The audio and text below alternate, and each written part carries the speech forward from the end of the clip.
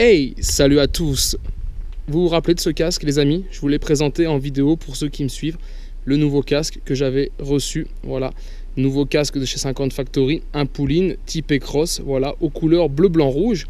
Et je vous avais dit que ce casque allait avec un projet que je vous avais caché depuis plus d'un an. Et bien le projet, il est là. Allez, avant de vous en faire voir un petit peu plus sur ce projet, on va reprendre depuis le début. Ce que je vais vous présenter, c'est mon projet, c'est mon délire, c'est mon petit diable. Voilà, c'est le véhicule le plus puissant, on va dire, de ma collection, faut qu'on soit clair. Et c'est aussi le plus amusant. Voilà, c'est ce qui me correspond le mieux. Si vraiment je devais avoir une machine qui me correspond, c'est celle qui est derrière vous.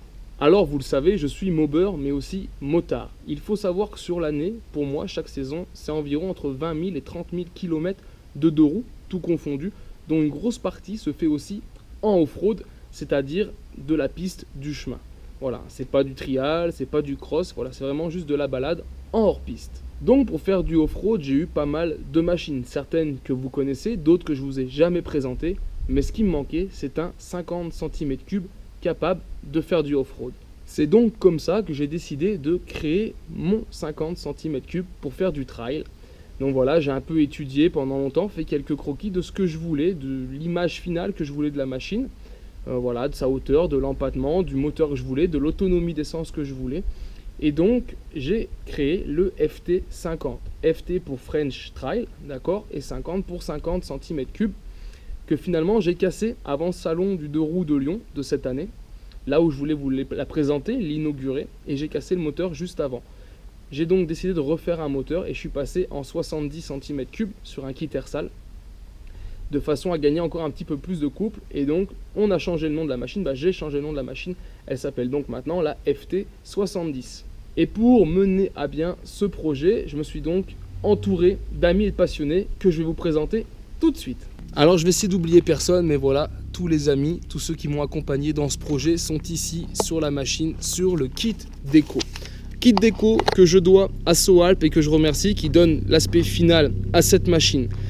Tout ce qui est étude du châssis, c'est-à-dire le fait d'assembler ces deux réservoirs, de les mettre dans un cadre, de renforcer le cadre, d'y équiper une fourche à l'avant, un autre système de suspension derrière, de créer le porte-bagages, tout ça je le dois à KPMX et son équipe de soudeurs, de peintres, voilà, qui m'ont fait ce projet, qui m'ont rendu ce cadre vraiment nickel et bien proportionné.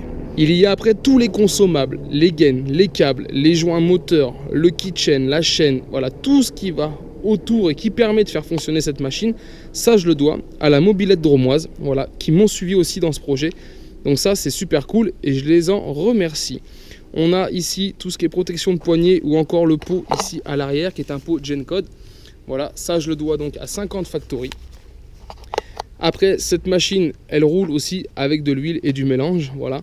L'huile, je le dois à Bretol que je vous avais présenté en vidéo, voilà, qui m'ont suivi aussi sur ce projet, qui m'ont fourni des bidons. Donc j'ai de la 100% synthèse sur base neuve, mais c'est de l'huile de compétition Racing, voilà, donc de la bonne huile pour mettre dans mon kit. Donc ça c'est super cool. On a aussi les pneus qui sont là, des pneus, on en reparlera après, mais voilà, que je dois à Wegom, aussi un sponsor. Et puis après il y a Kenny pour la tenue par exemple, on a CGN Doppler aussi qui m'ont fourni un peu du matos. Donc voilà, c'est grâce à tous ces sponsors qu'aujourd'hui la machine est là. Donc franchement je les en remercie et je suis content de vous la présenter finie. Donc maintenant on va rentrer dans les détails. Ici la base c'est ce premier réservoir, c'est un cadre 203 SPX, les réservoirs 5 litres sur lequel on a couplé derrière un réservoir Peugeot lui de 3,5 litres. Le tout a été soudé. D'accord, ils ont été associés ensemble. On voit encore l'ancien cadre ici dessous, vous voyez, avec la jonction, parce qu'ils n'ont pas tout à fait la même courbure. Tout ceci monté dans un cadre avec une barre de renfort ici qui reprend le cadre d'origine. Donc c'est du poids en plus au niveau de la machine, car là on représente 8,5 litres d'essence, mais là c'est pas une histoire de poids qui m'inquiétait, c'est surtout avoir une grande autonomie.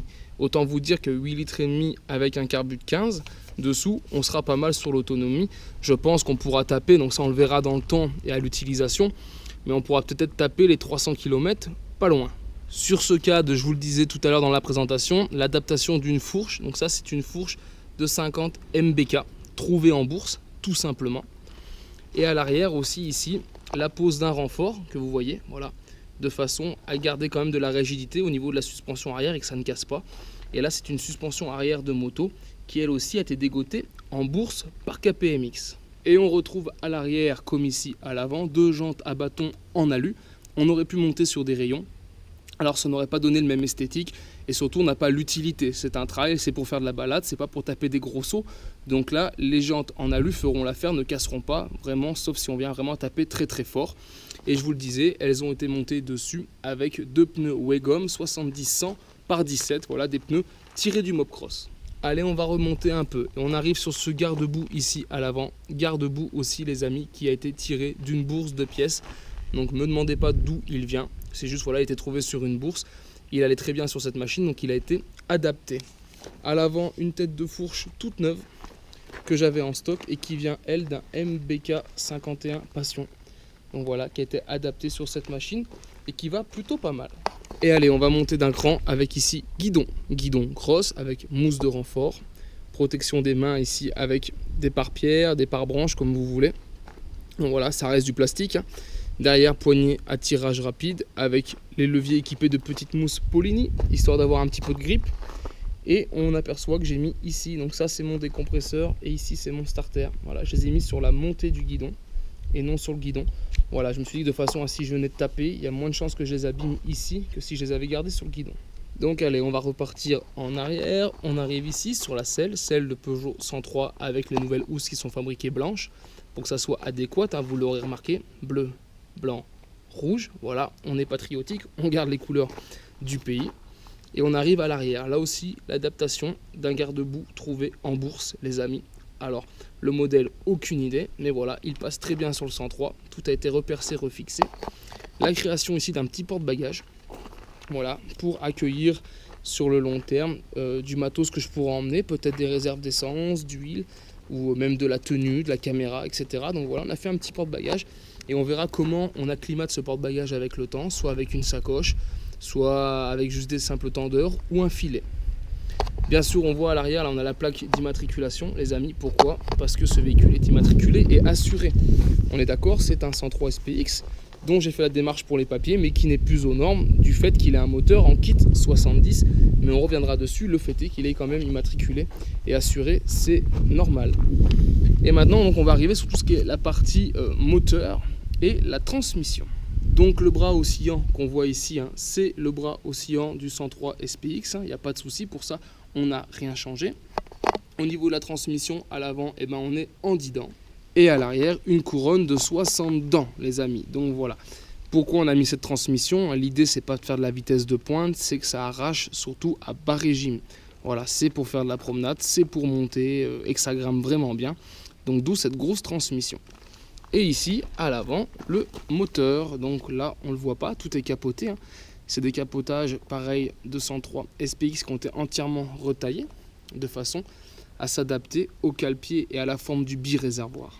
Et derrière, on retrouve ici donc un moteur SPX, bas moteur SPX, monté avec un kit 70 Airsal. Voilà, tout simplement. Lui-même équipé d'un carbu de 15 que l'on voit là. Voilà. Donc c'est vraiment une configuration de base et tout ça monté sur un pot Gencode exprès conçu pour les modèles SPX. Et donc voilà le rendu. À la base, c'était, donc elle s'appelait la FT50 et non 70. Pourquoi? Elle était montée avec un moteur 50 cm3. Et on avait quand même de bons résultats. Elle marchait très très bien et j'ai fini par casser ce moteur. Donc quitte à le refaire, je suis passé en kit 70 pour gagner un petit peu plus de couple. Plus dans l'aspect général de la machine, voilà, faut le savoir, c'est qu'en empattement, on a ici un véhicule qui me fait 1,80 m de long. Une hauteur de selle ici de 1 m de haut. Donc autant vous dire, quand je suis assis dessus, mes pieds ne touchent pas par terre, mais c'est pas l'idée. Et une hauteur ici de guidon à 1,25 m. Voilà. Et l'ensemble pèse, alors je ne l'ai pas pesé, mais d'après mes calculs, on doit être dans un bon 80 kg, si ce n'est pas plus. Voilà, il faudrait vraiment arriver à passer sur une balance pour le savoir. Donc c'est une machine très très lourde. Alors vous verrez, c'est pour ça qu'il y a une grosse transmission qu'on a qui 70, parce qu'il faut la sortir au début. Une fois que c'est lancé, pas de problème, ça marche comme une autre machine. Mais donc voilà, ça représente quand même un projet qui est relativement lourd. Reste toujours moins lourd qu'une moto, hein, pour moi, il n'y a pas de souci. Mais par rapport à la petite cylindrée, voilà, on a un rapport poids-puissance qui est un petit peu élevé au niveau du poids.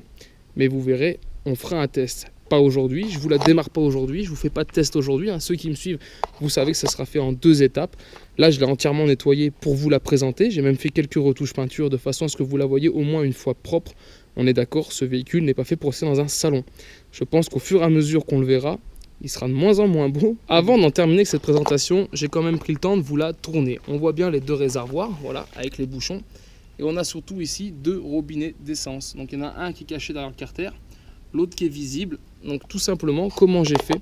Les 2 sont reliés sur un Y. Et après, on n'a qu'un fil qui part donc au carburateur. Et donc j'ouvre soit l'un, soit l'autre, soit les 2 en même temps. Quand vous ouvrez les 2, ils s'équilibrent et vous consommez en même temps. Et là, pour l'instant, le peu que j'ai roulé avec, parce que j'ai déjà quand même pas mal roulé, je vide un réservoir. Quand il est vide, je passe sur le deuxième. Cela me permet de calculer mes autonomies par réservoir. En mettant les 2, si vous voulez, je n'aurai pas d'idée de la différence entre mon 5 litres et mon 3 litres et demi. Ici, il n'y a encore pas mon cache vario. Pourquoi? Je suis toujours en train de modifier un petit peu mes réglages en fonction de mes tests.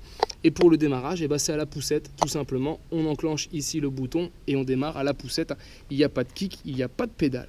Et un dernier détail, c'est la béquille ici, hein, pour bras oscillant de SPX, il n'y a pas de souci, qui a été inversée. Elle se replie ici vers l'avant et vient se cacher ici derrière mon cale-pied. Donc voilà, peu de chance de l'accrocher, hein, vu la hauteur de garde au sol. Mais donc voilà, elle marche à l'envers, c'est pas ce qu'il y a de mieux, hein. Ça serait mieux qu'elle marche dans l'autre sens. Mais là, c'est plutôt le côté pratique, moi ça m'arrangeait de la mettre comme ça. Je vous parlais à l'instant de garde au sol, il faut savoir que la partie la plus basse de ma machine, c'est ici le coude de l'échappement. Et le dessous du coude est à 30 cm du sol. Voilà, on s'en rend pas forcément compte, mais ce qui me laisse quand même pas mal de marge pour faire un peu de franchissement ou passer du caillou. Allez, voilà les amis, je pense qu'on est bon pour la présentation de cette machine. Alors j'espère que ça vous a plu, hein. Si c'est le cas, je vous invite à partager un maximum cette vidéo et la liker. N'hésitez pas à me laisser vos commentaires sur ce que vous pensez de ce que j'ai fait, hein. Vous doutez bien que maintenant c'est fini, c'est fait, on reviendra plus dessus. Mais voilà, si vous avez des petites idées, ou voilà, même juste si vous appréciez, me dire si vous aimez la déco, si vous aimez le délire, si vous aimez les couleurs, ça fait toujours plaisir. Je vous rappelle que cette machine, elle est immatriculée, elle est assurée, mais en ayant un moteur avec un kit 70, n'est donc pas homologué route. C'est vraiment pour usage privatif, usage de piste. Donc on se doute bien que moi, entre 2 pistes, je prendrai la route avec. Après ça, c'est ma propre responsabilité.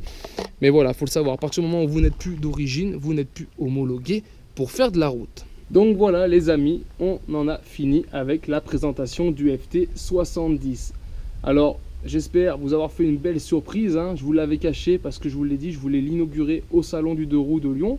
Le présenter à vous, voilà, ce jour-là, parce que ça me faisait plaisir. Et puis du coup, j'ai cassé le moteur avant, vous l'aurez compris. Donc voilà, je vous le représente maintenant, fini avec le kit 70. J'ai roulé avec, on est fiable, on est bon. Voilà pourquoi je vous le présente, ça sera sa version définitive. Juste peut-être quelques réglages à apporter au niveau du variant, mais au niveau carburation, on est bon. J'ai fait des tests à différentes altitudes et je suis tip-top au niveau de la bougie. Et voilà, j'ai une bonne reprise, donc on va en rester là. Maintenant, c'est juste jouer un peu sur le vario, savoir si je le fais mordre un petit peu plus tôt ou un petit peu plus tard.